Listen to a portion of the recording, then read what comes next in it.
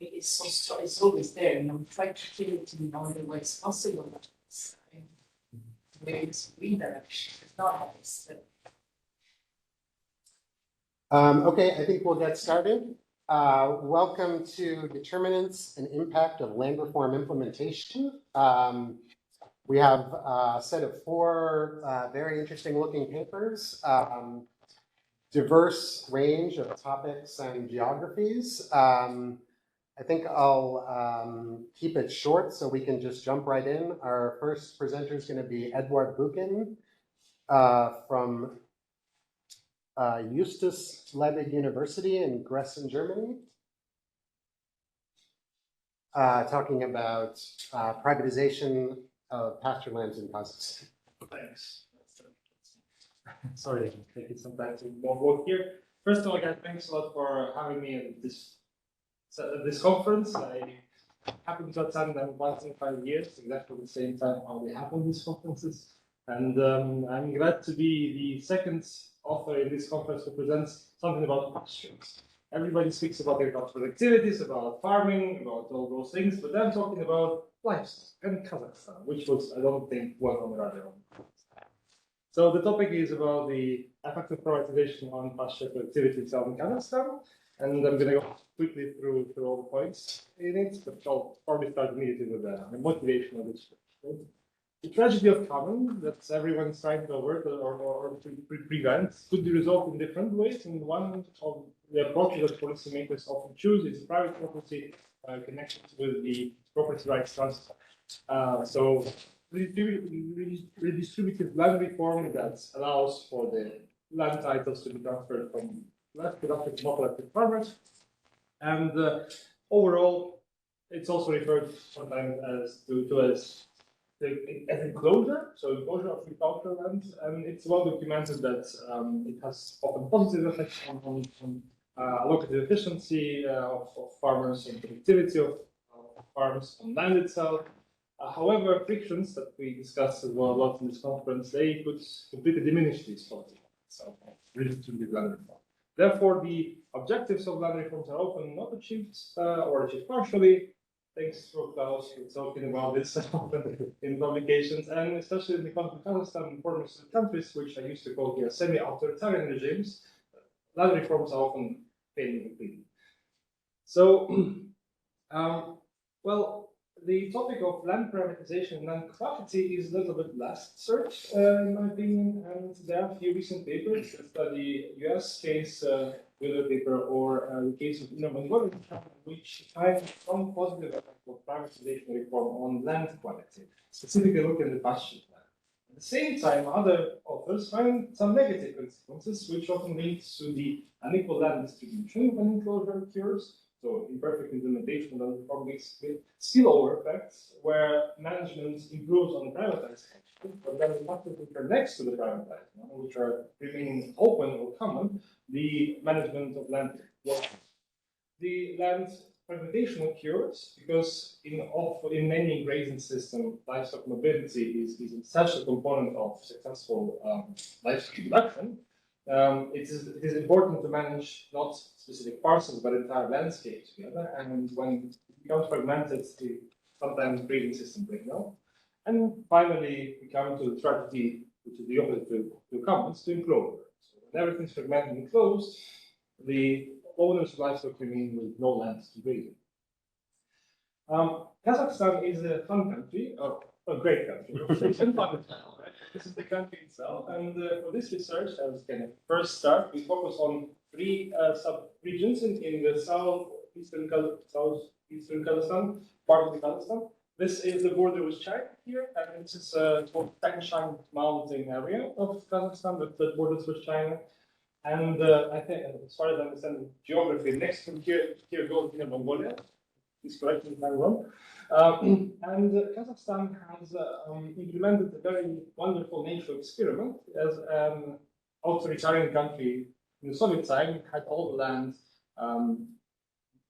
state-owned, and then since the 90s, it started in several sequences, different kinds of land redistribution, where basically the land that was owned by the state was gradually transferred on some kind of titles to people who used to take part in agricultural activities, and so who was members of the collective farms there.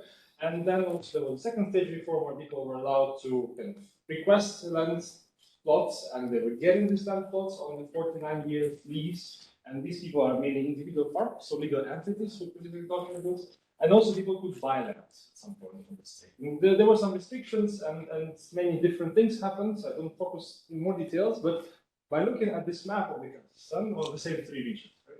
In a light gray, we have all the pasture land in those three regions. We can see that this is like massive. This region is basically the pastoralist region. And over time, starting from 2001, gradually more and more plots were allocated on those pasture land and enclosed. And in the end, we end up with a pasture landscape which is nearly completely enclosed, with a really few small never allocated plots in orange, and everything else basically somebody has a title for it, somebody has a cadastral registration for this plot, and somebody has rights to use it. Not everyone has the right to rent it out, so the land reform is still incomplete and quite restrictive, but still it's kind of, it has been implemented to some extent, some imperfect extent. And these are the units of observation which we are focused. So the allocated plots over time, we have exact data of allocation from 1990s. And on top of this allocation, or perhaps I'll speak about data later. So just I want to bring more focus on this specific region, Kazakhstan. Kazakhstan is the country with very few people, and I think there are more livestock than people in Kazakhstan.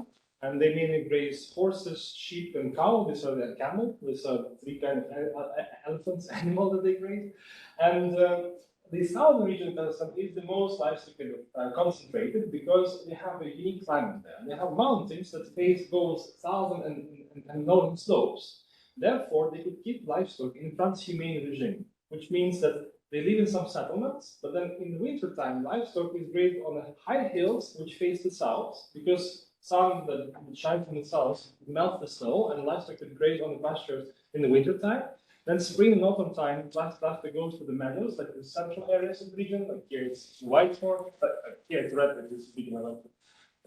And livestock is kind of low altitude in more dry areas where there is good vegetation in spring or autumn. And then in summertime, from June to September, livestock goes on the slopes which face north, which are about 3,000 meters above the sea level, which just lose all the snow due to the summer, and then vegetation is blooming there. It's nice and green, and so people usually keep livestock in those transhumane regimes, in those, almost in all of those regions. Therefore, there is such a high livestock concentration and motivation for our area of our So, if we look at the consequences of the land reform in Kazakhstan, these land reforms had very ambiguous consequences. So, basically, it's created semi-dysfunctional land market, which failed to achieve its goals.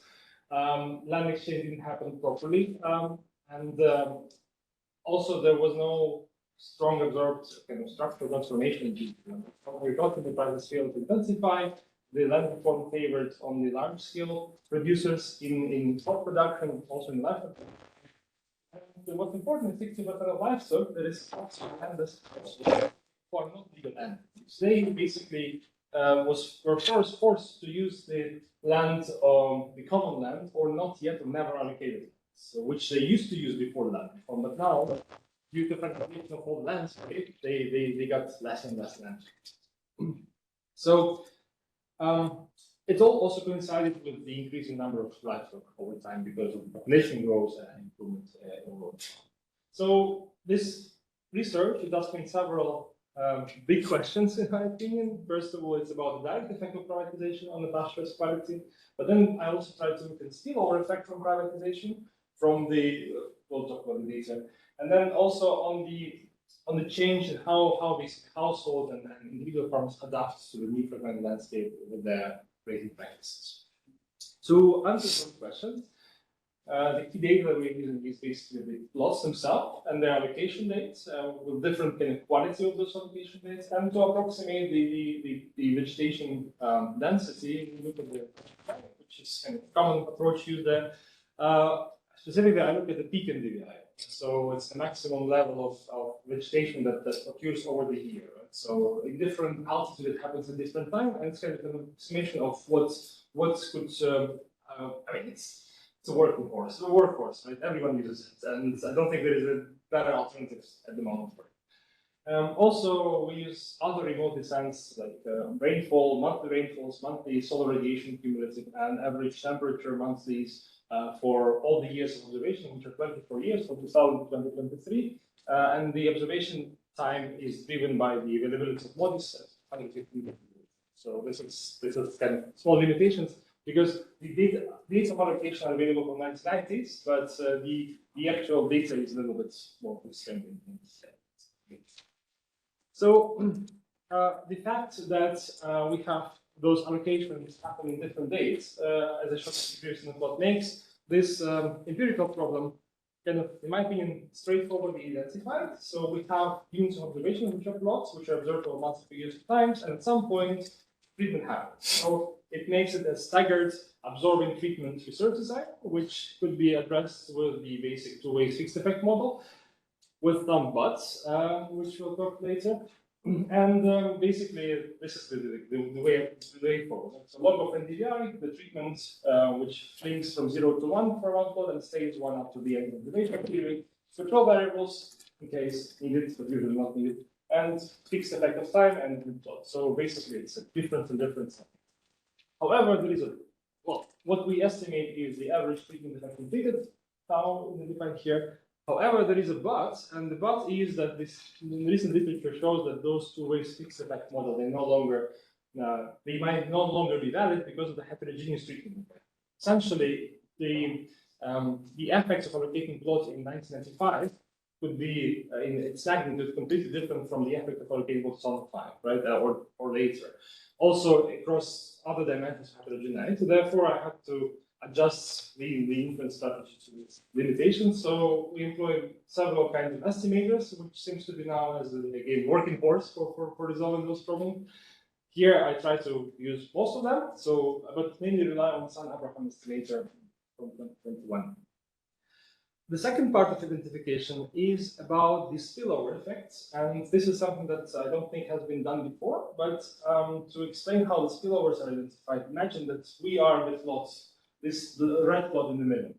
And this is we in 2000, and then 2005, 10, 15, 20, 23, right? And in 2000, we are still unallocated plot. But then in 2005, in between this period, we become an allocated plot, right? And around us, in different radiuses, so it's called the spatial configuration of 5, 10, 15 kilometers, there are also other plots, right? And we could see how they gradually become allocated. So from unshaded, they become shaded areas over time.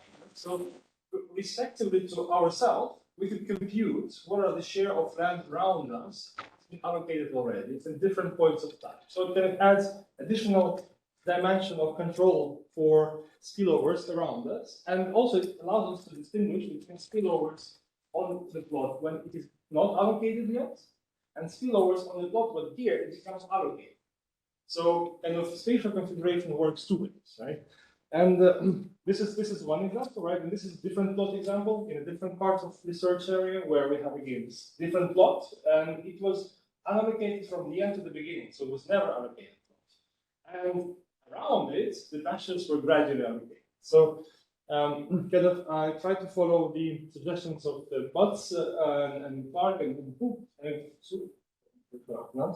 and where they basically show through the kind of decompositional treatment the fact that the two-way fixed effect model with spillovers will be decomposed into direct ETT and then plus spillover on treated minus spillover on control. So this is the idea that also we're trying to bring up in this simplification strategy, basically by introducing by expanding the standard two-way fixed effect model into the direct effect. And then we add a variable x, which is the fraction of area around our plots, which is I at the time t, in the radius of 5, 10, or 20 kilometer g that is being allocated. And this fraction is when the treatment is 1, and the same fraction when the treatment is minus 1. So when the plot is not being treated. This is the direct effect of treatment. The spillover effect when the plot is not being treated. The plot is being treated, and the spillover effect when the plot is not being treated.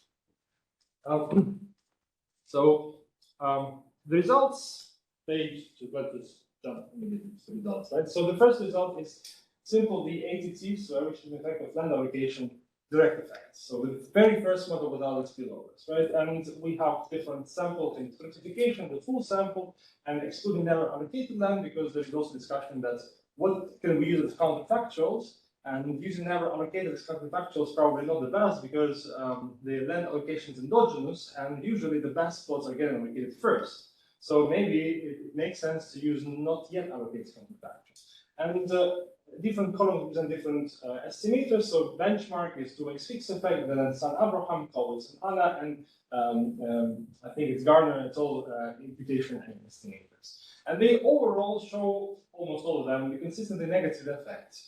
Yes, which is very small negative effect. And we thought, well, yeah, the direct allocation has a negative effect, so and it's very small. So what? I mean, probably people just keep on using their land, and it seems like they in fact using their land. So the allocation of plots reduces peak vegetation of pastures from 0.2 to 1.7%. It's literally nothing, right? However, if we put this into perspective with the climate control variables, which are also here, which it didn't show, right? If we look at the, for example, rainfall or temperature, and we use those climate variables normalized to the standard normal distribution with a mean of 0 and then plus minus 1 standard deviation, right? Minus 1 standard deviation from the average temperature means that we have a cold climate. Plus standard deviations means we have drought, right? And we can put the probability of this drought to happen. So what is the probability that the temperature will increase by 1 standard deviation from the average? It's approximately, I think, 20% or so, or just, I cannot bring the right numbers in my head, but the point is that these effects, and by the size, but very small size, are comparable to the drought that occurs once in 10 years. So if we put it in comparison with climate, this effect no longer that small. So allocating the parcel per se makes huge difference, basically. Event study type kind of analysis, which expands from it, also shows the same effects, although they're not very significant, but they're gradually consistent over time. So we have this gradual decline of the vegetation, peak vegetation of the pastures over time after allocation. Then we looked a bit deeper, looked at the structural land reform and looked at different tenure regimes, and there are different types of farms who rent lands for different purposes and could use it differently, and there are individual farm negotiated enterprises. And in one of them, we don't expect any change in the way how we use land, and these are mainly agricultural enterprises. But in individual farms, we do expect that they change the way how they use the land, because they get this land for the first time, so probably they have better incentive to use this land more intensively right now. And we were surprised to find that only those farmers who rent land on a 49 years lease, they are kind of, we only observe with them make strong negative effects. Not strong either, but different estimated. But with ownership, no effect.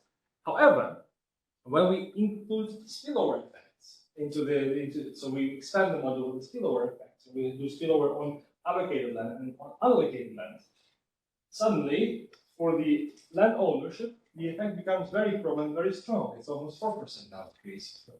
So, first of all, it points to the fact that omitting the spillover effects as controls is probably introducing some kind of the OVV in our model. So we actually have to include them because they don't seem to be that irrelevant from one point of view.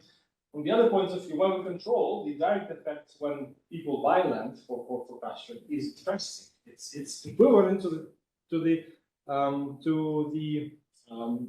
drought that occurs to the frequency of once in 25 years.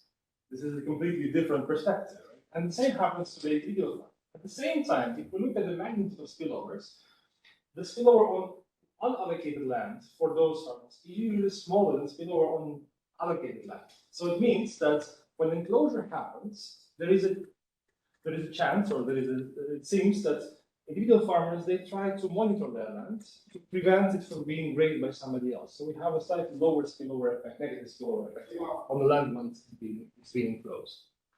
Then we also looked at spillovers by distances, which is the spatial configuration, and as expected, further away from the village.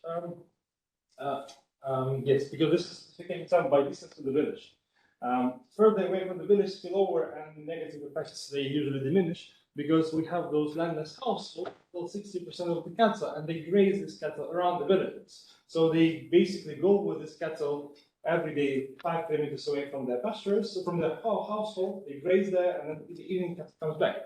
And this is exactly the point of the competition and reducing negative effect of allocation and spillovers once we move further away from the villages. All right, so those results were a little bit puzzling and also not really clear when we looked at the data. Therefore, I decided to go to, I had a chance to go to the field and actually talk to the farmers and see what happens there. And I just want to show brief results of going to the field in April this year. I went to the same areas that we were studying, and basically we found two distinct cases of pasture use. One is transhumance, which occurs very often in many places successfully, when people migrate for the season, go into different parts of the pastures, and there are cases of no migration, which speaks to the negative effect of land allocation. If we look at the transhumans, I'll just go very fast and try to speak to the farmer about how they manage their livestock and where they go with it. And basically, I try to build those small maps of how far away they go with what kind of cattle for the season. And what I learned from them that this transhumance is essentially dependent on the collective action, on the capability of the village, of the street they're living for, all the relatives to cooperate together and to pull their livestock together and to provide labor as the main exchange point there. So we don't pay each other in cash. They pay with same equivalent labor in migrating to the new pasture, in providing 1 week labor to watch the livestock on the new pasture, or in basically paying each other in sheep. So this kind of informal part and this kind of collective action was essential to the migration, which is the example of successful pasture management. At the same time, no migration happened when the collective action failed completely. And the main reason for that usually was explained, why should I migrate to another field during the season where I have to migrate if no one else will migrate with me? So they will use my pastures, why should I go? I should better stay in my pastures and use them completely. And this no migration cases happened where collective action basically failed, and it failed where I observed some contrasting inequalities, meaning that there were some either big land grabbing exercises performed by the commercial farms who were sponsored by the government of Kazakhstan, or there was a big competition for irrigated land or for cropland. So when people have different kind of opportunity cost of their labor, and no longer cooperate.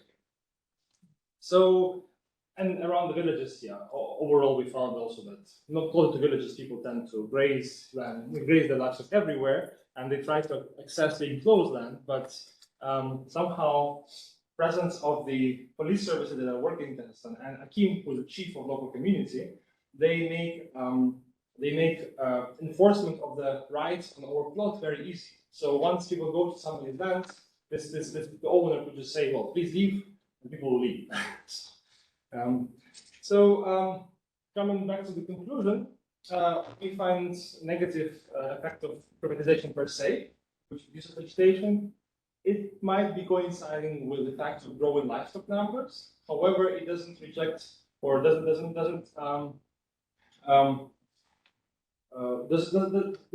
reject the fact of having the negative privatization spillovers existing around study area, and the reason for this reduced vegetation is that the same pastures are used all year round, and it's being used by the collective activities.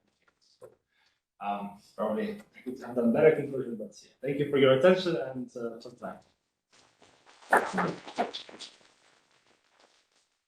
Okay, we have about 5 minutes for questions. If you could please introduce yourself before you ask a question.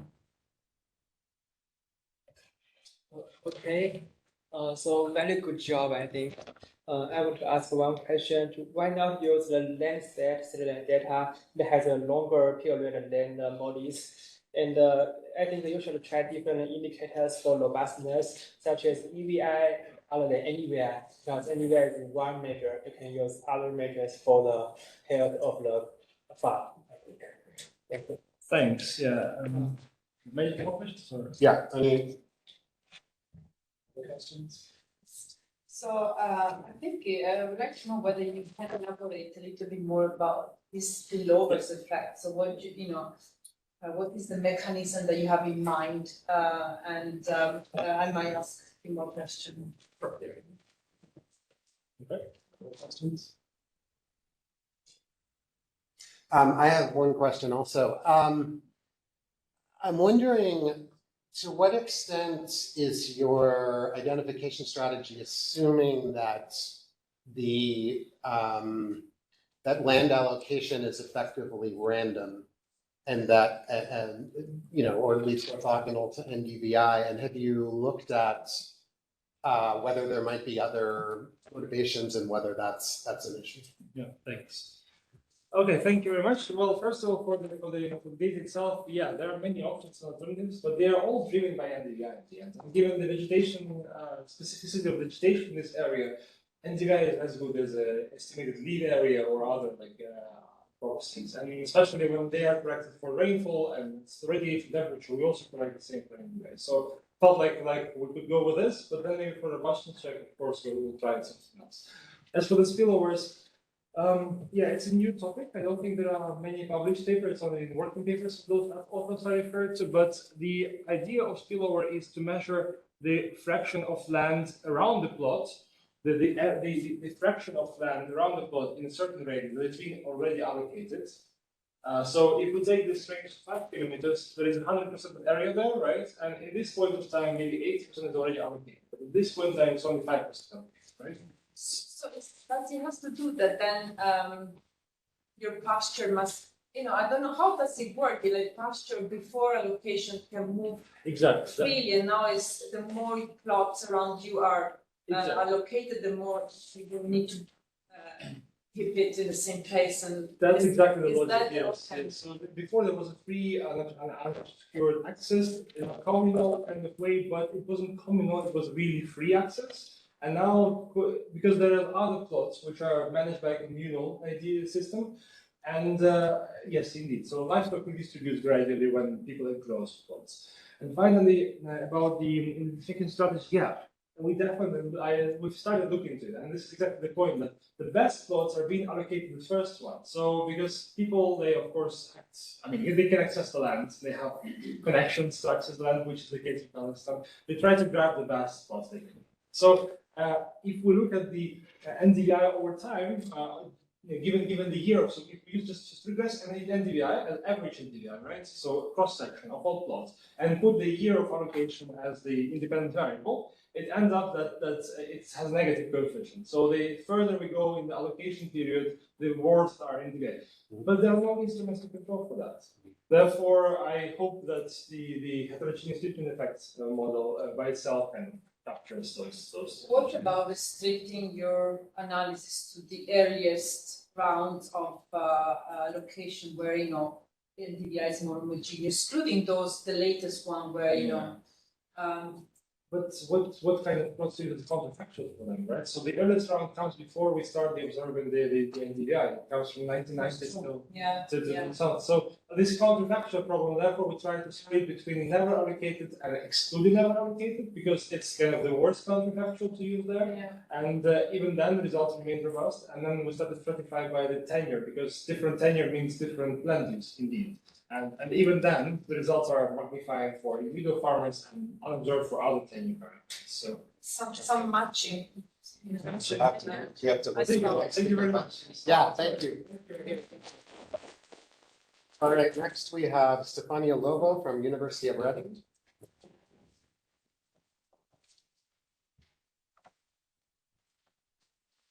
Thank you very much for being here. This is a joint work with Alexis. So here you will probably spot that we're going to be using something very similar to what you see in this paper, at least in terms of methodology. So we're going to be looking at Ethiopia and the land registration program that took place in 1998. This was pretty standard land registration certification program with the immediate objective of increasing tenure security. And so this specific program was introduced first in the region of Tigray, which is in the north part of Ethiopia. and then follow up in other parts of the country, but for several years later. So this got the opportunity to look at the impact of this reform in the Tigray region. One interesting point is that the implementation went quite well, and within a year from the start of the reform, 88% of farmers have obtained their titles. And so, this basically, you will see that in our analysis, we assume that everybody received titles because our analysis is going to be at the pixel level. And so we know quite a lot about this reform because it's been studied extensively. So we know that indeed it increased tenure security. We know that it increased in land-related investment and also brought about a positive welfare effect. So you might wonder, why are you still studying this reform? Well, we think that there is a missing link there, and is trying to understand how this reform whether it has improved, climate change mitigation adaptation. I think this is interesting because climate change objectives were not particularly prominent at the time of this reform, 1998. Indeed, if we think about the concept of climate smart agriculture, it's something that we started talking about, even like 10 years later. And so, although I tell you more a bit about that. So, and there were no other interventions around the time that would promote what we consider, climate-related investment. So it allows really to understand how this pure tenure security intervention, whether it has any benefit in terms of climate change mitigation and adaptation. And the interest, the beauty of being able to use remote sensing data is that we can really go back in time to 1998 and measure outcomes over a long period of time. So we are able to observe this outcome, over more than 10 years before and after the reform. And so this gives us, another way to contribute to the literature, because most of the study that I mentioned that actually focus on surveys based. So while they have the benefits of having this rich, amount of information, they also really constrain about small sample sizes, and even if they are able to look at it before-after analysis, again, it is only for one point in time, and really restricted in terms of geographical coverage. Instead, as you can see here, showing you the data on the top corner, you see the really top part is the Tigray region, and this is the focus of the reform. And we are able to, we just consider the entire region. And our counterfactual are those pixels below the border in the neighboring Amhara region.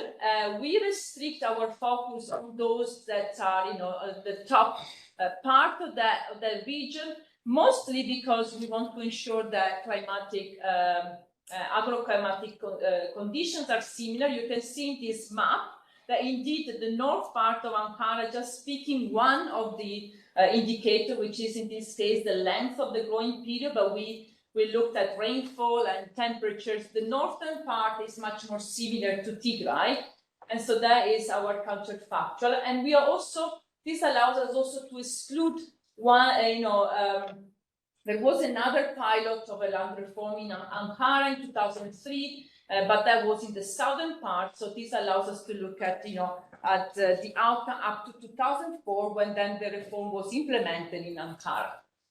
So our outcome is exactly what we had in the previous paper, and DVI, so a measure of greenness. I will argue that, it also tells us something about climate mitigation in a bit. And so we are able to measure this at the pixel level. We have monthly observations. We use a different source of data because we need to go a little bit further back. And so we lose in terms of resolution, but we are able to observe, pixel from 1981, while your better data start from 2000, and then we can also get data on precipitation, temperature, wind speed, and then one measure of is called the Palmer Drought Severity Index, which is a measure of anomalies in weather condition, which I'll tell you in a bit how we're going to use that. But let me tell you a little bit about NDVI and how we, first of all, it is a measure of agriculture productivity. So this is how it's been used. The previous paper and also in other papers that we've seen in this conference. And so I think that I don't have to do much to convince you about that. But we also, think based on the literature that it is also a good measure of carbon capture. And this has been shown in the literature. And I also wanted to mention that, in the specific context of Ethiopia, it is validated that, NDVI is a good measure of productivity. And so going back to carbon capture, the literature show us that this index is very well correlated with standard measure of carbon capture, such as the net primary productivity. And to further validate this measure, we show correlations of NDVI with measures of productivity, such as yields. So here we have just census data. And then we can use net primary product productivity. And again, for the period where this data is available. And we see strong positive correlations between. So in a way, we argue that, a high level of NDVI is an indication of high agriculture productivity, but also of high level of carbon capture. So mitigation, if you want, potential. Standard approach, I think you just did me a favor of, introducing exactly what we did. So, we do difference in differences, with event study.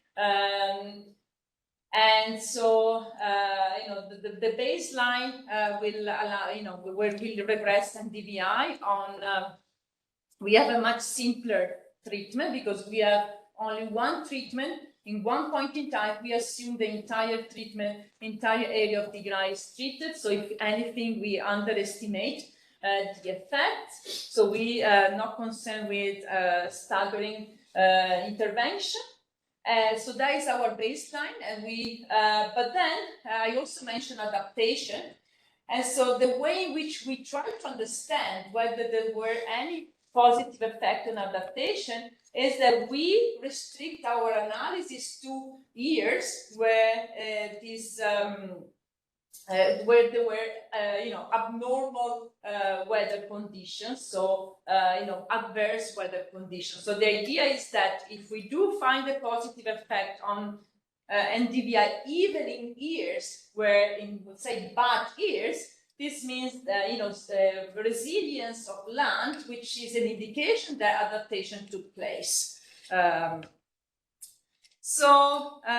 In terms of identification, so I think it's it helps to look at this picture. So what you see here is simply raw averages of NDVI for Tigray, the continuous line, and the control Ankara in the dashed line. So the first, standard, the assumption that we worry about is parallel trends, and then let me tell you that I'm going to test that.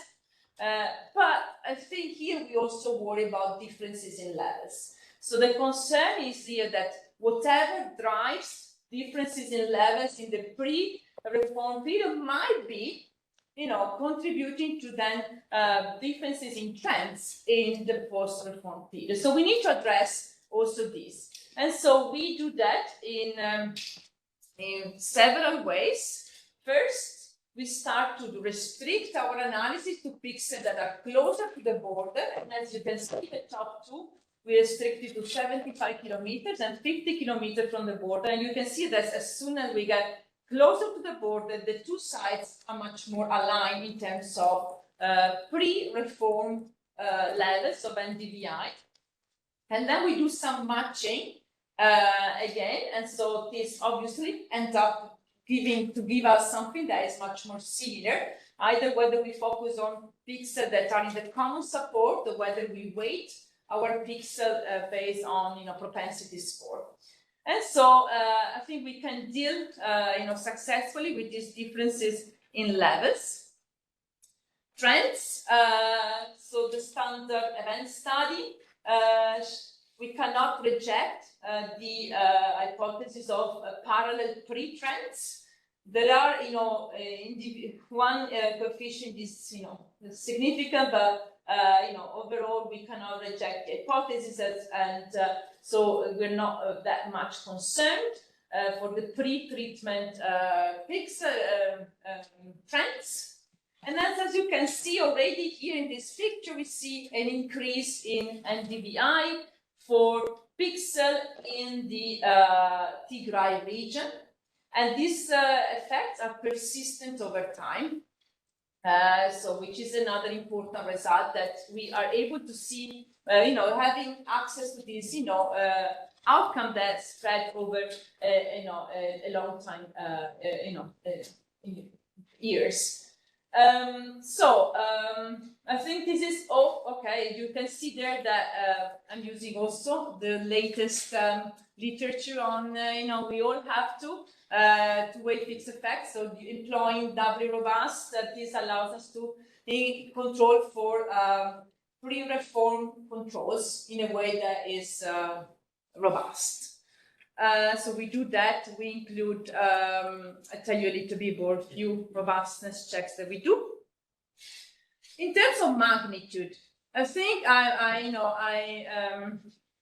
wish I wish I'd done the check that you also did in terms of the benchmarking the effect, but we did also somehow do that.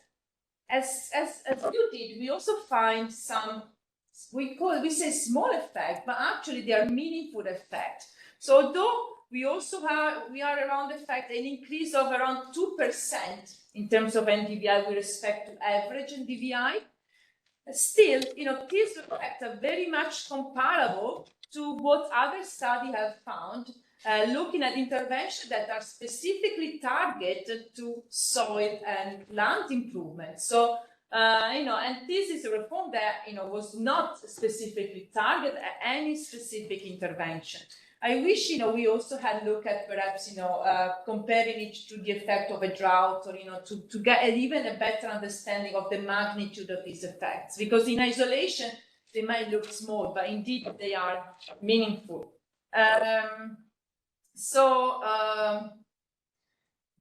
Few robustness checks. So you might think that the only one that I want to mention is that you might be concerned with the fact that weather condition might have somehow, changed between the two regions. So in some region, maybe Ankara experiencing worse on average condition, which could have actually, explained our results.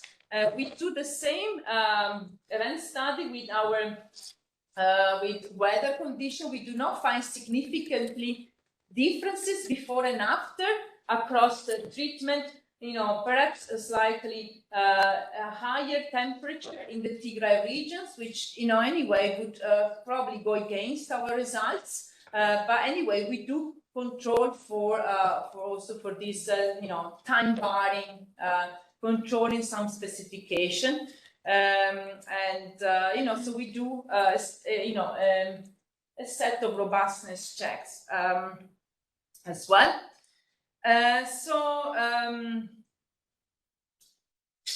Now I told you about adaptation. So these are the results of applying exactly the same methodology, but now restricting the number of years to years that had more abnormal rainfall conditions, and so we still find this strong positive effect, which suggested that NDVI remains, higher also in terms of, in bad years. And so it's an indication of resilience, and so meaning that, probably some adaptation did take place. So, I think I show you the link between the reform and the outcome, which is climate change mitigation adaptation. And so, what is happening there is, is something that we know from the literature that, climate, tenure security brings about long-term investment. But here we are really concerned with that type of investment that actually brings about, climate change mitigation adaptation outcomes. And so here we have a framework in mind where we bring in climate smart agriculture. And as I said, why this is a concept that was, we started introducing much later on, around the end of 2010, that decade. But, most of climate smart agriculture actually embeds traditional agricultural practices that are actually common in agriculture in Ethiopia, though adoption is low. And so what we want to see is that did this reform encourage these climate smart practices? And so again, so this is where instead we have to rely on, in this case, census data. And so we are restricted in terms of years and amount of data that we can look at. But I think we are confident in finding, strong positive correlations between NDVI and, for example, the proportion of farmers adopting permanent crops. We also look at planting trees, and you have contour ridges here, another practice that increase a form of adaptation, and so these are just plots showing you correlation. But we do have regression showing strong correlation after even controlling for certain differences in characteristics. So they remain correlations, but I think with this result and the support of the literature that show this positive investment, I think we can complete the loop in terms of what happened and why we see those results. So this is what we find. So we find that the reform, a land reform, which was aimed at increasing tenure security and did not had any complementary intervention aiming at promoting climate change and mitigation adaptation, ends up actually improving the conditions of land and making land more resilient, but also increasing carbon storage. And the effect of the land reform are actually comparable to the effect of programs that target land improvements, and these are programs that are subsidized, so that they involve a payment. They were actually conditional transfers, so this is actually, it doesn't involve any public funds, if you want to go at least in terms of cash transfer to the to the farmers, although there is all the administrative costs. So again, this is a positive story of tenure security improving climate change related outcome, and is also, I think, a paper showing the potential of using remote sensing data also to look at things that happened quite a long time ago and be able to track outcomes over a long time period. And that's it. Thank you.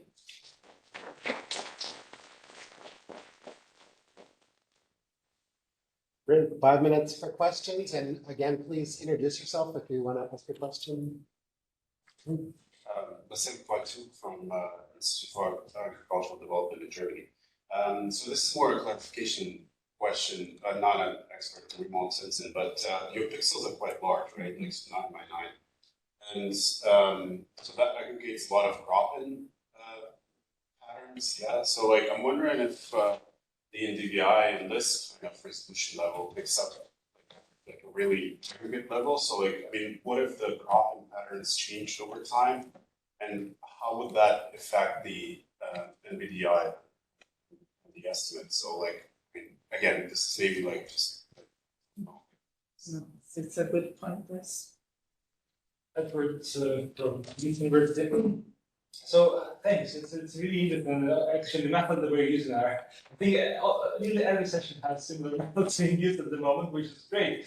But in your identification, I think it made the perfect case for using the discontinuity design rather than the difference in difference. You have a strict full sharp border, you have a sharp change of policy across the border, and you can go north and south on the border, fixed number of kilometers, right? So I'm just curious if you explore this continuity part of it, right? And instead of looking at the event study, looking at the same but distance from the border, like Ali Dayan doing now in this other presentations is kind of main.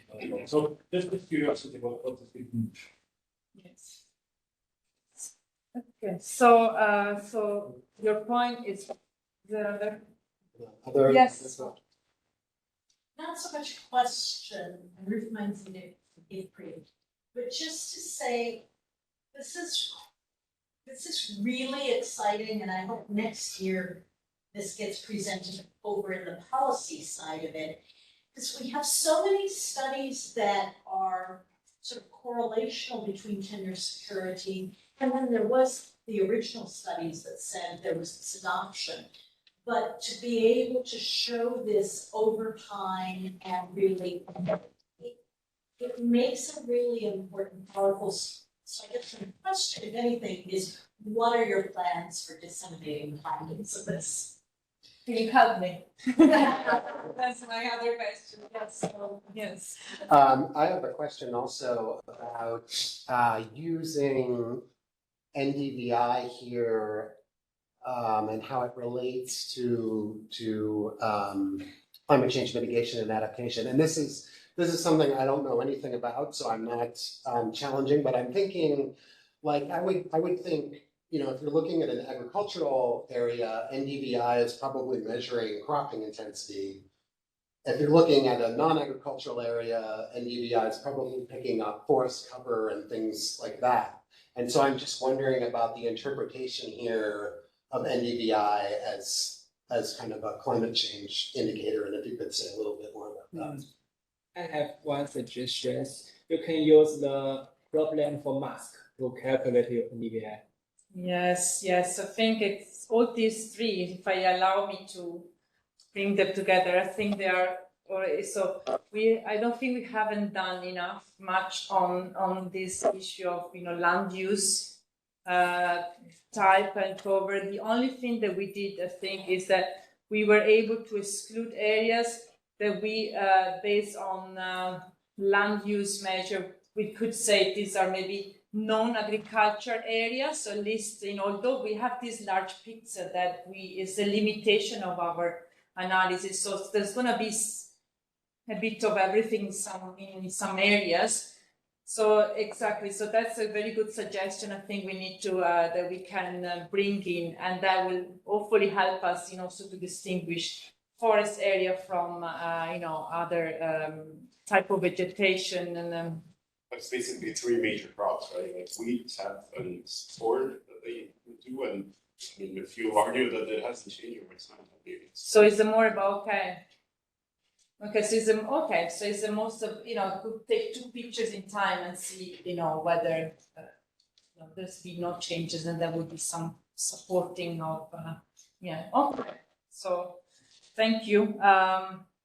But yeah, I mean, and even if NDVI is really just about the agriculture, I mean, as Ruth said, it's still really powerful results. Yeah, I know exactly. I think we wanted really to try to make the connection, like be able to say something about it. But we have few pushback in a way. You can really take in that far, but I take the point. Yeah. So yes. The discontinuity, I think we have an issue of what is it called, power at the border. when you start to get closer. So, we do end up doing something similar, looking at VD, but if you employ the proper, regression discontinuity, then you get very large, very large standard errors at the board there, because we have few pixels. We have very big pixels, so it's a lot of observation, but then as you get closer, yes, and also we eliminate pixels because they are big that I think that could be overlapping. So that's reduced further. How many. Because some pixels are big and they could be on both sides. So we can go back in time, but the data were not as good quality as as MODIS data, a decade after. And thank you very much for your and I think I'm happy to take any suggestion how we can disseminate it. So happy to talk later. Thank you. Thank you very much.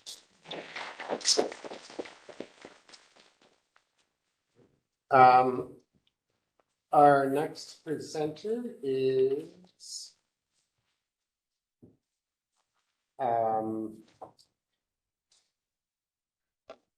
Carlos Esteban Cabrera Caballos from the FAO, talking about measuring land inequality.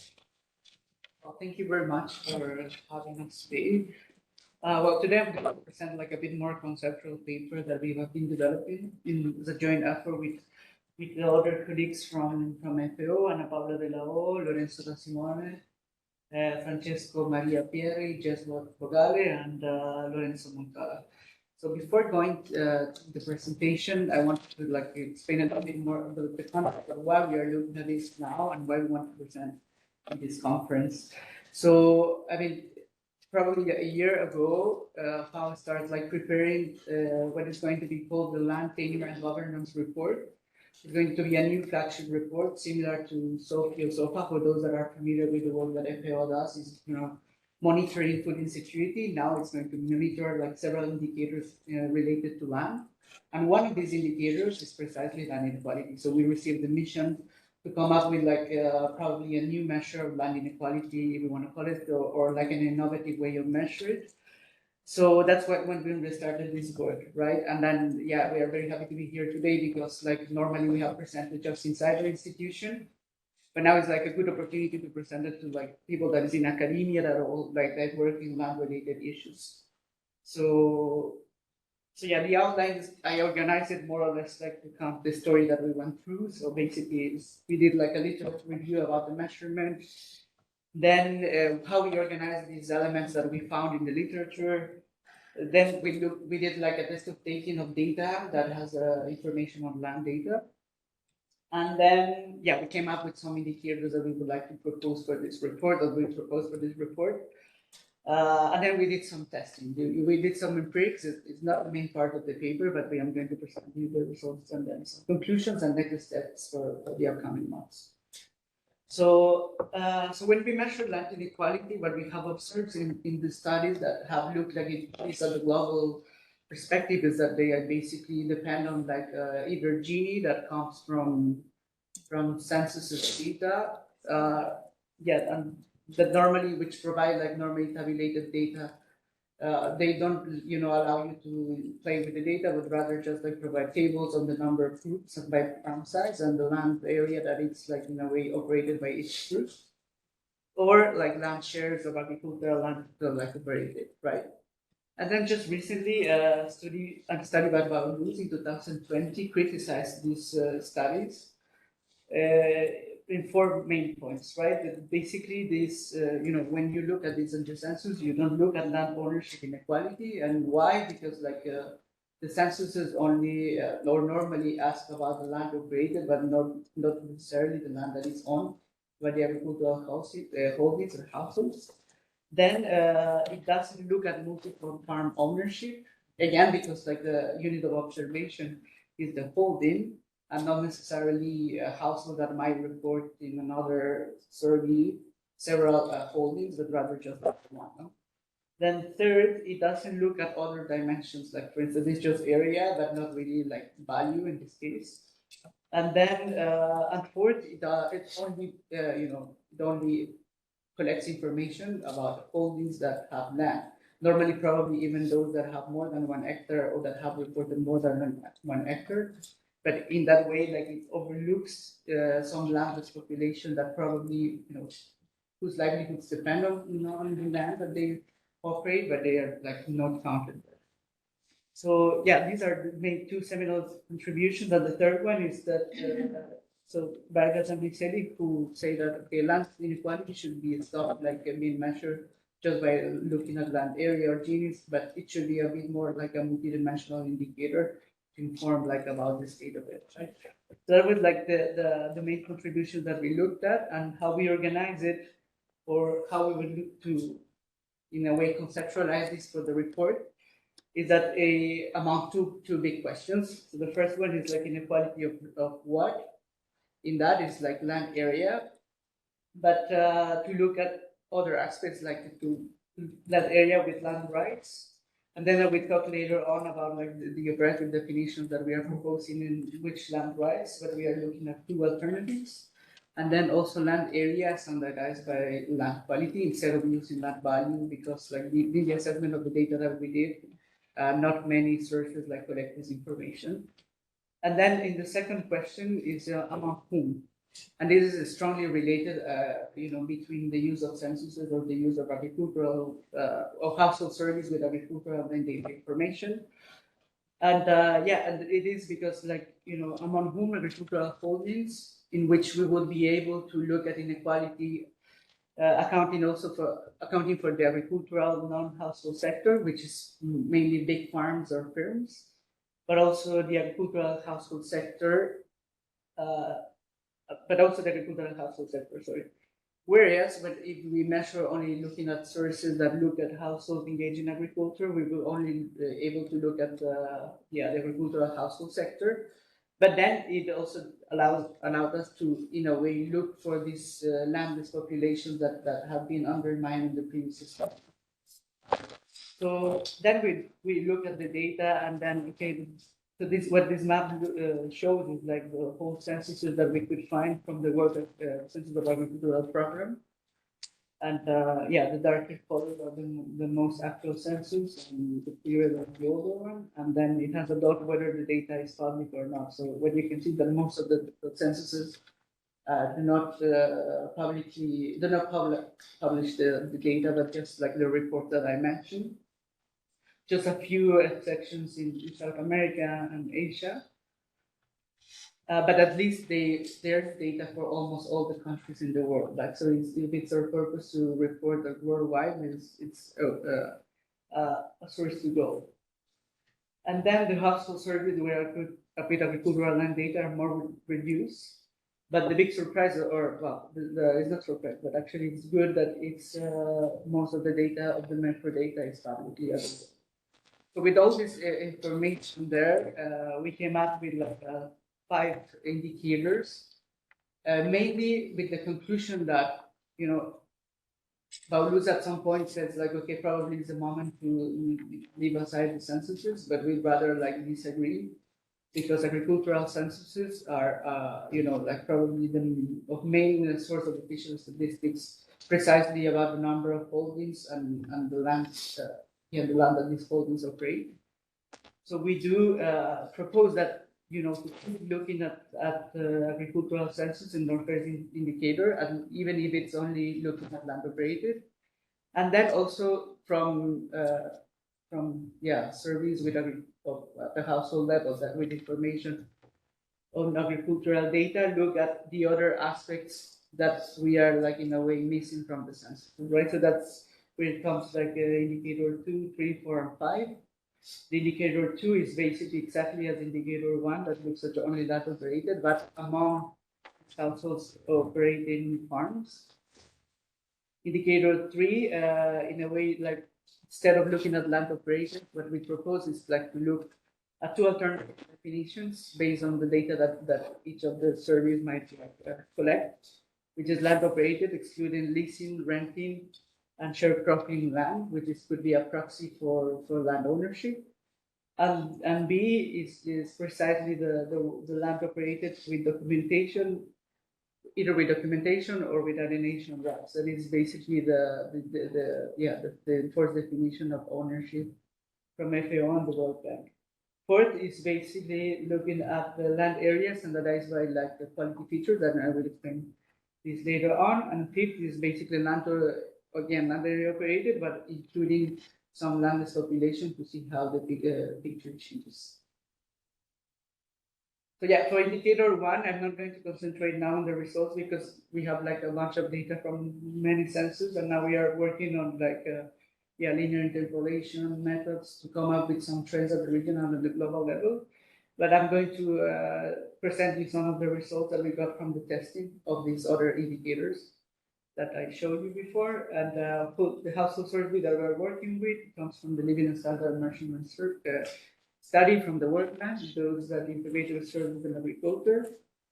From Ethiopia, Malawi, Nigeria, Tanzania, and Uganda, the ECDs are over there, and are not the latest waves of this service. And the reason why is that we wanted to use also some FAO, some external data set that is the Rural Livelihoods Information System. It was like it's the data set that is published by FAO, where the main variable basically that it produces is like our decompose the total income produced by the households in either agricultural income and agricultural income.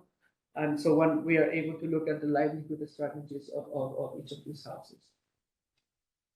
And yeah, then we also like leverage from two geospatial data sets to the land quality standardization that I was talking to.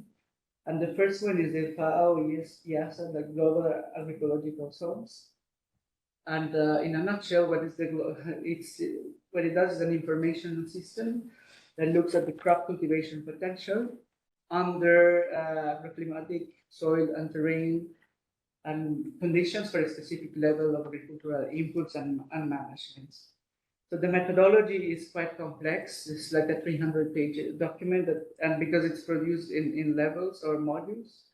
But the one that we are looking at is a crop suitability for a specific crop, and which combines crop requirements from the EcoCrop database. That is a database that is actually online in GIS that tells you, for instance, like the pH with the temperature and others, and other rasters. Like what will be the acceptable range for crops to be produced or to grow in this given condition.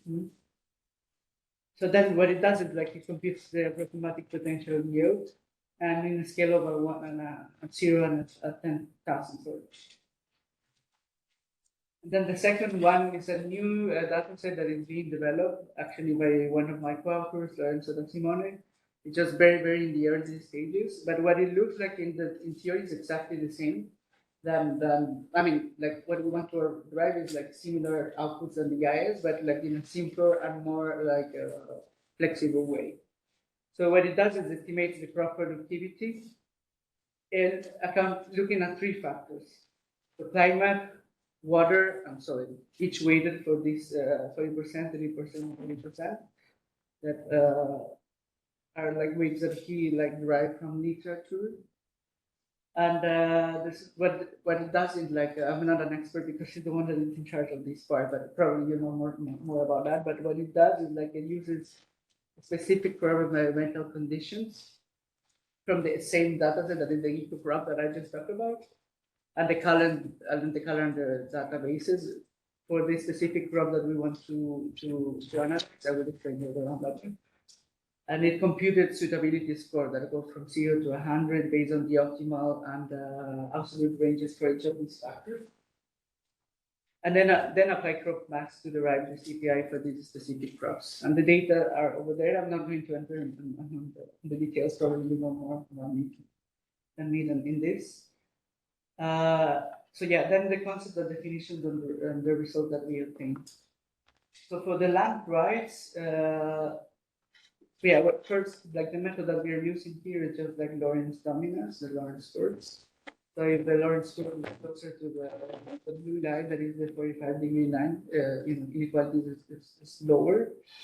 So when we look and we compare the land operated against the land with a strong tenure rights, either that is exactly what I mentioned before, that is the land with legally recognized documents, or either the right to sell or the right to bequeath.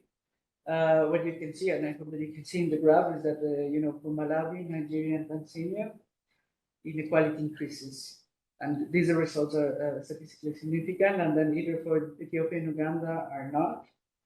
And when we compared, like in the interest of time, and I'm going to show the alternative definition, but it was giving us similar results. And then when we plot also, with not Laurent curve, but concentration curves that order the percentiles based on the household consumption levels. We find that there are no difference. That meaning that because we were thinking probably poor households were going to have less land documented or less land with either alienation rights, but in fact there's no difference between the two of them, meaning that this the effect is for all the percentiles of consumption. What do you, Sorry, sure. What you have instead the previous one, so this here you have consumption percentile. Here is just the percentiles of the population. Of the population. And here is ordered by consumption percentiles. So then an inequality of what regarding land quality, then what we do is tested both of the either for Gaia's and the second one that I talked to you about. And what we do is we chose three staple crops, that it's maize, rice, and wheat. And we, in a way, computed the average rate of sustainability using weights that are computed based on the crop shares of production that we derive from Palestine. And then what we do is at administrative area level, we compute that because we have at the pixel level, and then we get the average at the smallest administrative area level that we can identify in the survey. And why we do so, it's because, probably it's not the case for these surveys, but for at the global level, the household surveys that we have do not come with latitude and longitude, probably. They just come with variables that indicate the administrative levels. So when we test for that, we find slightly less, differences than for the land rights. But for Nigeria and for Tanzania, the results are significantly. For the others, not. You cannot tell that much in the graph. And then when we plot this also for consumption percentiles, there's no effect as well for the land rights. When we look for the second database, the effects are even smaller, but only for Nigeria. But this is still work in progress, so that's why we don't want to make much conclusions about it. But the important thing is that the inequality levels vary if you look at different land layers, you want to call it like that. And then third, it's what happens if we include in the landless population. So what we did first is order the house among definitions, because we found in literature several definitions about landless, and we didn't. One of our mandates is to organize this. So the landless, basically, there is not only one population, but we have to say there are some. So it could be divided by the pure landless and the near landless. And the pure landless basically are no farm households, which livelihoods depend on agriculture. Then the operational definition that we are proposing is that the household with at least one household member employed in agriculture as a wage employee. And the near landless, these are farm households, but could be divided in two groups, like smallholders and tenant houses. So here we just these two operational definitions. We are not proposing these; are just for the descriptive of the dataset that we were using. So those that operate less than 2 hectares and those that operate more than 50% of their land through renting, leasing, or cropping. So what we can see in the data is that most of the households are actually, or could be defined as smallholders, just using this definition. And then there are no pure landless, but the reason why is because these households are mainly, most of the households are engaged in crop and livestock. And either there are quite some employment in agriculture, these individuals live in houses that access to land. But then, digging deeper in whether what's the relationship with landless or with landlessness or with land and the livelihood strategies that they employ.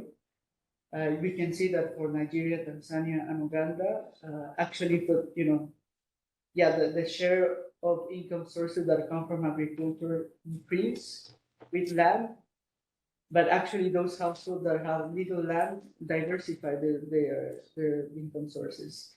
And the message here is that, yeah, in fact, landlessness is not necessarily a negative thing because, households do not really depend on agriculture in the lower land size, right? So it's a term that it has to be taken carefully because it has to be fair with some probably understand what's the country rural transformation process going through. Probably, there are better opportunities outside the agricultural household, and there are actually households that are transitioning outside agriculture. So that's the land base. And so the conclusions that we get so far is that, while agricultural census offer limited, information for us to report on land inequality, they cannot be undermined. As I said, they are official source of statistics from the country, so we have to keep using them, even though they are limited. And then, looking at household surveys with information or with models on agricultural land matters because it gives us a look to a different inequalities as those that I showed you. And then the third is identifying and measuring appropriately landless is a challenging job to do because basically now we are in this operative definition that we are proposing. We are relying on the employment in 7 days basis, but as you know, employment in agriculture could be seasonal. But we don't, ILO employment just to be, use the recall of 7 days. So most of the information that we found across the globe uses this recall period. So we cannot really measure or which individual is working in agriculture for probably more than, most part of the year. And finally, the flexible but yet well-documented definitions is needed to report these agricultural indicators such that we are able to, make a suitable comparison across countries. And the next step, now we are scaling up the indicators to other regions, to Latin America, to Asia, Middle East, and North Africa. So to get whether the conclusions that we observed in these 5 months also apply for the other areas for other regions. And then we are also redefining the crop productivity index that I showed you. And then, the next step is basically analyze the global results, but not for this paper, but for the one that we use in the planting report. Thank you.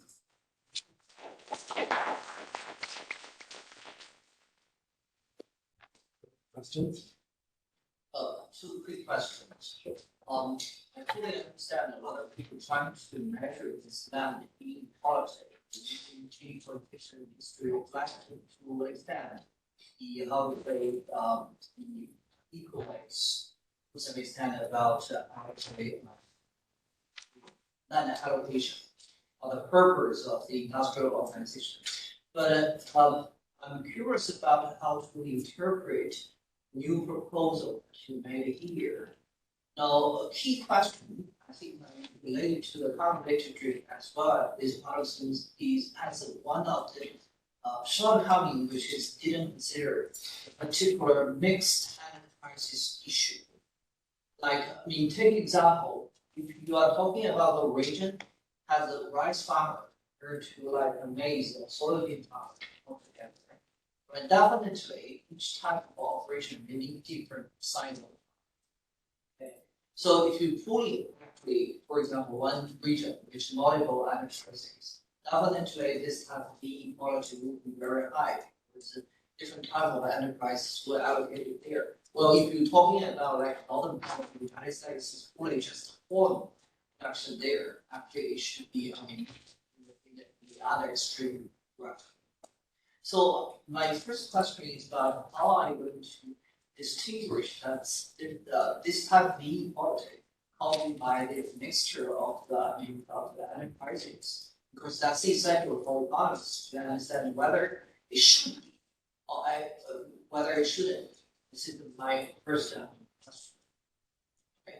Now, my second big question together is about how to interpret the externality. Now, if you're looking at the issue from an agricultural production perspective, there's general trend globally. There's this polarization trend, which means that on average, on one hand, bigger farms becomes more and more, and on the other hand, hobby farms driving the smaller size of hobby farms more and more.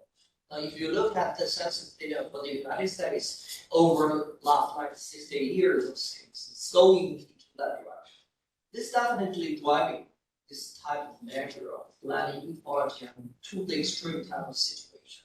But it doesn't necessarily mean that, the land allocation becomes more uneven within the United States across the states, right? So my point was that once you're trying to use this type of measures to provide an unequalized increasing over time, what are the things? So that's my quick 2 comments and question. Yeah, thanks a lot for the presentation. Very interesting. When you were talking about the land inequality, I was really thinking about the whole domain nutritional poverty and inequality, which is kind of the standard for measuring it, right? And like you criticize Gini at the very beginning, but then at the end you're showing large scraps, which are Gini, right? So it would be nice to hear that kind of prescription in the sense of measuring inequality. And as for the second part, like for distributional kind of Lorentz curve again part, right? In poverty, inequality analysis, we usually employ inequalities between different deciles, for example, 10 ratio, 20 ratio, tire index, or other kind of alternatives which have also kind of mathematical background to the entropy, right? And like, why don't you also employ those, or why they are needed? And finally, when we talk about the consumable income as the basis for stratifying the households, and then measuring the storage curve by this household consumable income. Consumable income is quite homogeneous for the household because people cannot eat more food than they eat. There is a finite amount of food that will be eaten per time. Therefore, I don't expect, of course, to observe any inequality in consumable. But if you, from the other point, look at the disposable income, or even the market income that people actually receive, the very first one, yeah, I suspect that might be totally different, drastically different inequality picture. So yeah, these are 3 points. Other questions? I think a comment thing is I think what would be interesting to see is actually, so your point is about how we can, improve the way by, the input that you will use rather than measure. So it would be really interesting to see how this measure responds to, you can think about an intervention and have like a case study where you actually, see how different measures of inequality, because ultimately what we are interested in is also see how inequality changes, due to policy. And so that would be, I think, an interesting exercise to complement your analysis and see whether, the way you measure inequality, it's respond differently to policy intervention. Okay. Well, thank you for the questions. To answer to the first one, we are not saying first that more concentration or more inequality is necessarily bad. We do agree that it depends on other variables that we have to look at, and that's precisely what we're gonna do when we analyze the global result. This is just pure like on the measure, but not really on the. No, sorry, I need to just a quick clarification for my first question. My point was that for single enterprise, definitely this is a good measure. Okay? But if you have multi enterprises, like horticulture class, work together, this is probably not, because each type of enterprise using the optimized size is different. So how you are going to deal with this, I would say, contamination in your measure? That's my first question. I think I don't fully understand, but we can talk more later on that. Sure. Then, The second point is about, I mean, yeah, I'm saying, yes, I agree with you. It doesn't matter, it's good measure. I'm trying to ask how you're going to interpret it. Say, for example, one is coming from, I think my question actually was the first third question, which is that, I mean, you can see polarization, you generate your index going one direction. On the other hand, there are distortion from government policy. We're also making, I mean, this measure to be going to the same direction. Okay? For example, two ways. And you provide the measure, and you want people, I mean, to interpret this indicator in which direction. How you are going to interpret that? yeah, but I think that, I mean, as I said, like we are not like claiming yet. I mean, we will, yeah, we will do. There is something. You tell people that I don't know how to interpret. No, I'm not saying that. It's like we are yet, you know, it's not only about the trend. I mean, we are going to stop there, but we are going to cross with other variables as well to come up with a different, with the message, right? So we are not just looking simple. Yeah, then, about your question is, yeah, we have computed several indicators, but it was just like to look at the Lorentz, the overall effect in inequality. But we are, yeah, we've been discussing inside the institution. I think we will go for basically land shares. And why? Because they are the easier to communicate to broader audiences. Like we have to think that we are not, you know, this is like to communicate to governments, to policymakers, so it's not necessarily, you know, so we need to mediate between like a lot of technicality indicators and somehow to communicate. And yeah, basically that's why I didn't present those, but we do have it. I think in the paper that I below, there are some shares there. Yeah, and then like the variable that I ordered in the presentation is not only food consumption, but just total consumption. So it doesn't only look at the food or other thing, but also everything. And then yeah, there like the question that about the policy. Yeah, we can think about that. Probably not for this paper because I think very purely conceptual, but yeah, for applications afterwards. So that's well we do. Thank you. Okay, our last presenter is Maria Carmen Fernandez from University of Cambridge.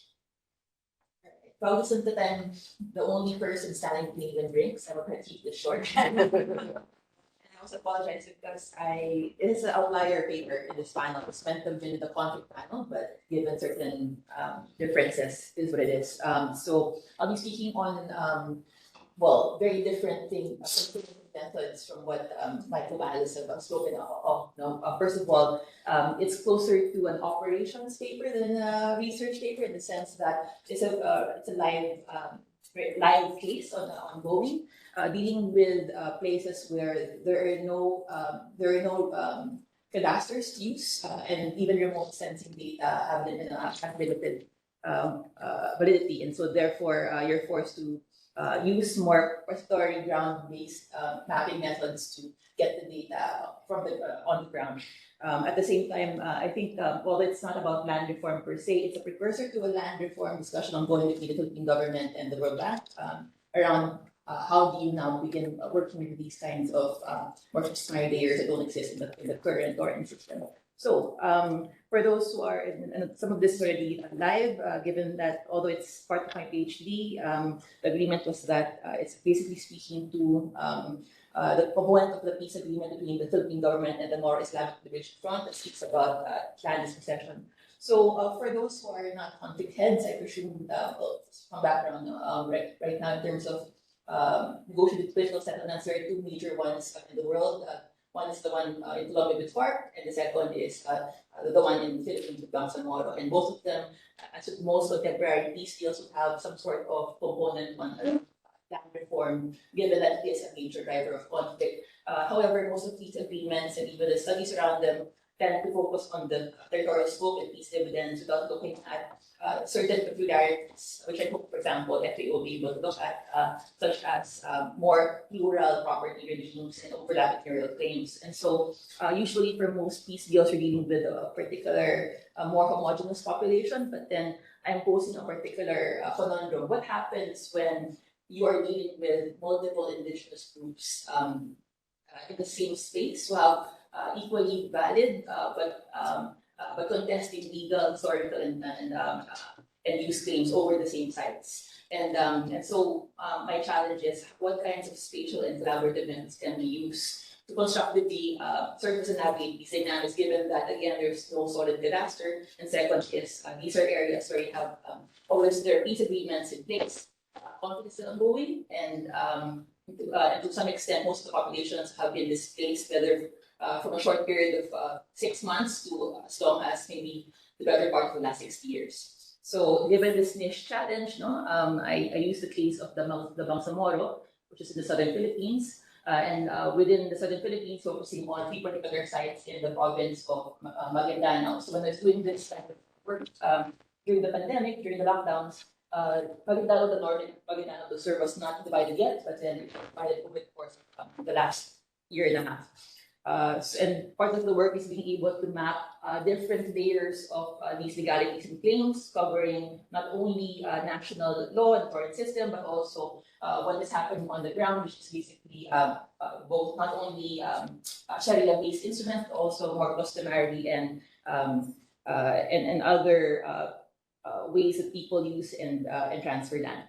So I won't go through this, but in terms of the peace deal, for those who can read up on it, there's more or less the political aspect on this is moving, but a major part that we're trying to work on is the decommissioning of combatants, and most of these missing security-related issues have to do with have a clear land implication, including the development of 6 major camps in these areas, the bank is actually involved in it, but part of the issue around the decommissioning of combatants is, of course, how do you deal with the population that is 70% farming. Most of the combatants who are being decommissioned from MINF are farmers, but most of them do not own, have titles, and for those 30% who do have titles, only maybe 2/3 of the parcels are usually covered, and most of them will be probably closer to your near landless. So at the same time, while you have these kinds of agreements with the More Islamic Liberation Front, you also have pending indigenous people's claims over the same area being requested by the Federal indigenous group.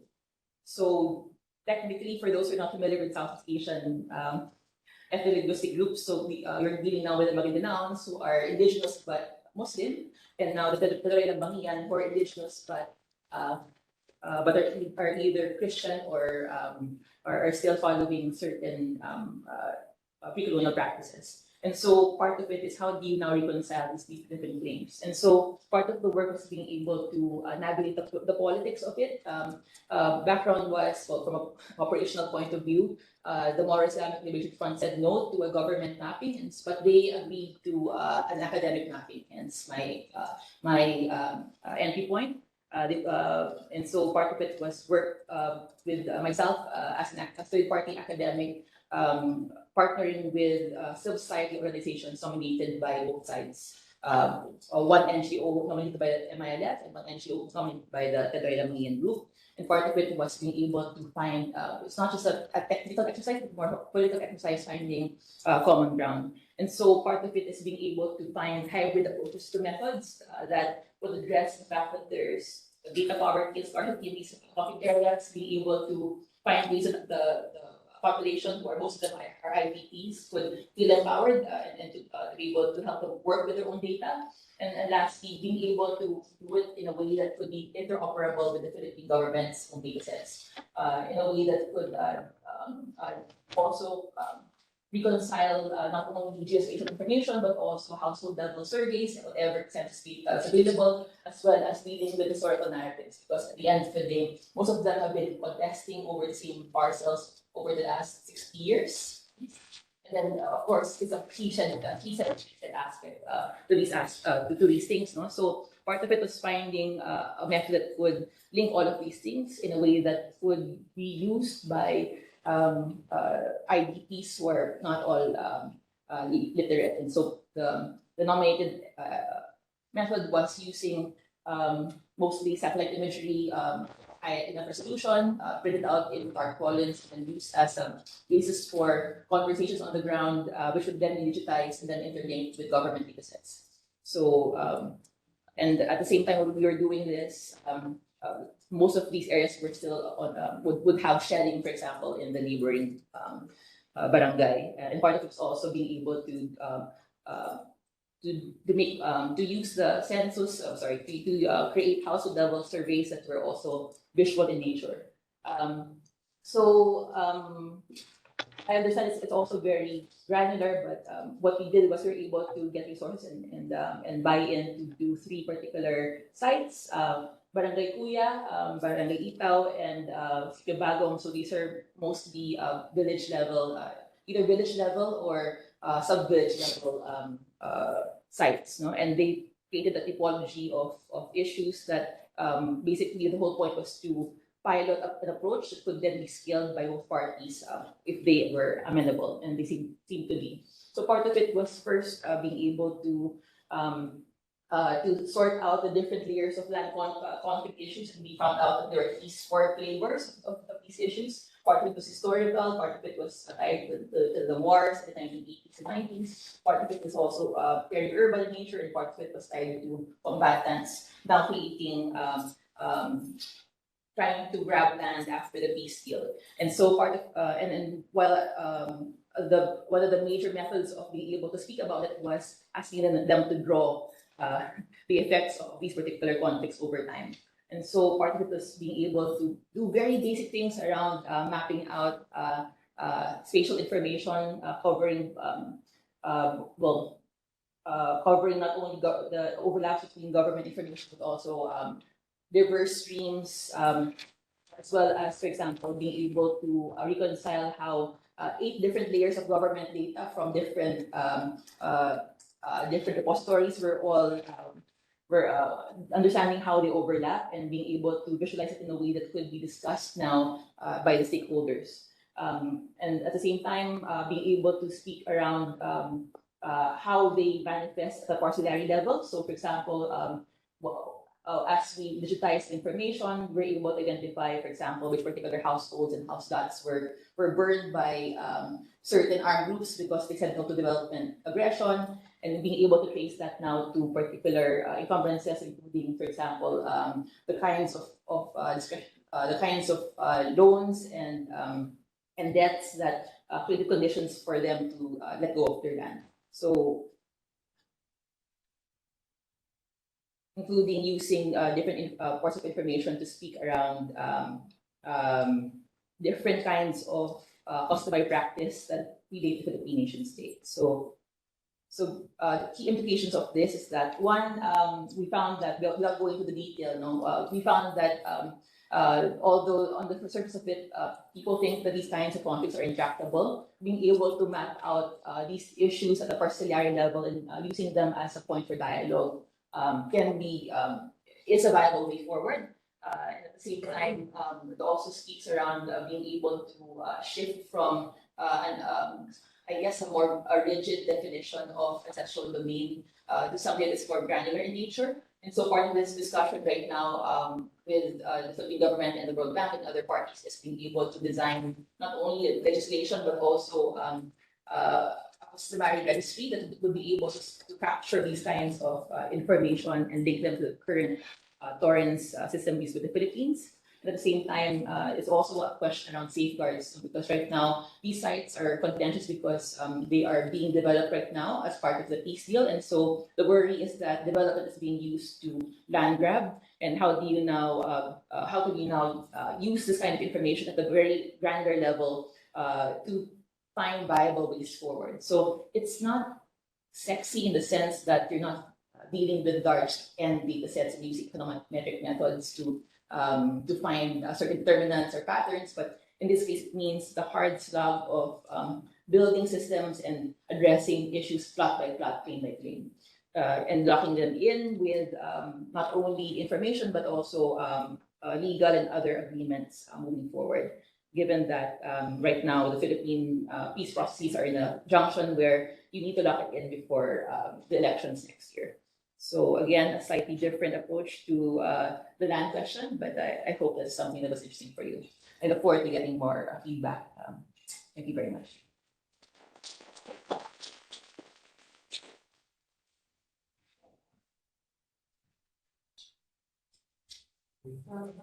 Some question. So how were exactly dispute resolved in this? So can you give an example of how this rich amount of information historical were used to, for example, to address? The answer is it's not addressed yet. No, okay. So It's you're not. in the process. So right now, for example, there are multiple streams of addressing it. I mean, you can get a ceasefire in, but one of the major issues right now is legislating a new Indigenous Peoples' Rights Act, and also legislating new, possibly designing a complete new land reform program for this. No? So we're dealing with, so the whole point being this kind of data work is being used for multiple use cases, whether from operational safeguards, but also the kinds of policy work that needs to be put in place. This is like the work of a lifetime, to be honest. So I mean, it's a lot of work, but also a lot of data that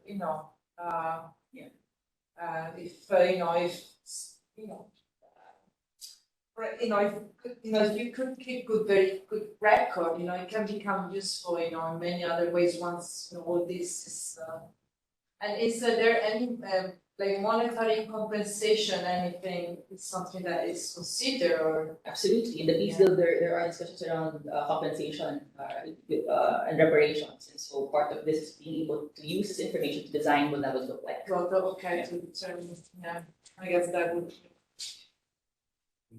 Like, how many people are no longer there? I mean, if 5 people are there, it's what is the share of land and it's basically remains vacant?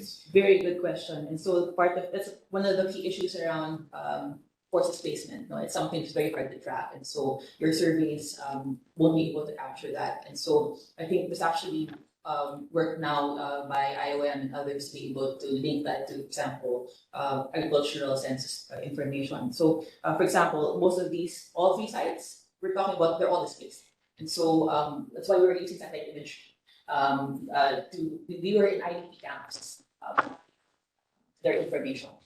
And so, and the question was what the cutoff. Some of them were displaced only by 6 months. Some of them were displaced for a year. Some of them have been displaced, like this site, have been displaced for the better part of 60 years. So how do you now track that? Snapping, for example, is only looking at their host community, but their actual, where they came from was somewhere here.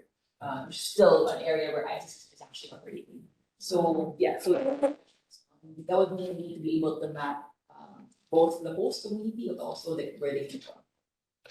I think the point of the conflict resolution, but the ways to find conflict resolution. It seems to build a new reason for a new conflict over lands which are fake.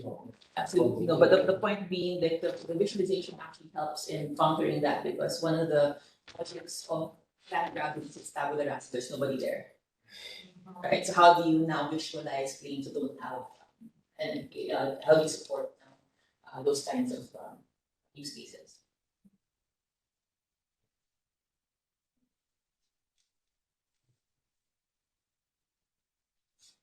Okay, great.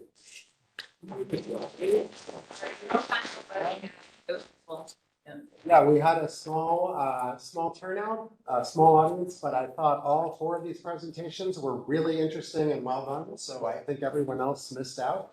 And just to pass along, there was heat went out earlier today that there's going to be another reception at 6 o'clock on the 13th floor. So opportunity to show that the research track party's harder than the policy track. Hope to see everybody there. So thanks to our four presenters and thanks to the people.